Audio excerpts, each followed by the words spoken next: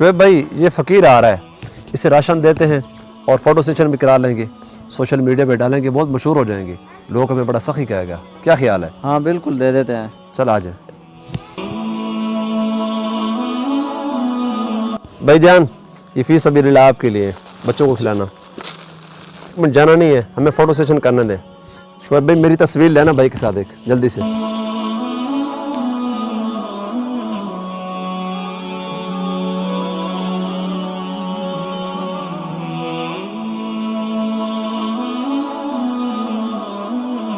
السلام علیکم. یہ کیا ہو رہا ہے یہاں پر؟ ایک غریب کی امداد کر رہے ہیں, اور کیا ہو رہا ہے, بیچارے کو راشن دیا ہے. امداد کرنا تو اچھی بات ہے, لیکن یہ فوٹو سیشن کس چیز کا ہو رہا تھا یہاں پر؟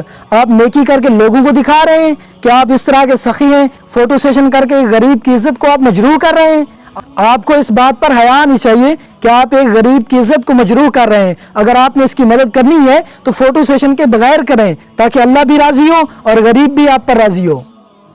بھائی کی بات تو ٹھیک ہے, یہ فوٹو ڈیلیٹ کر دو آپ. ہاں ٹھیک ہے, ڈیلیٹ ہی کر دیتے.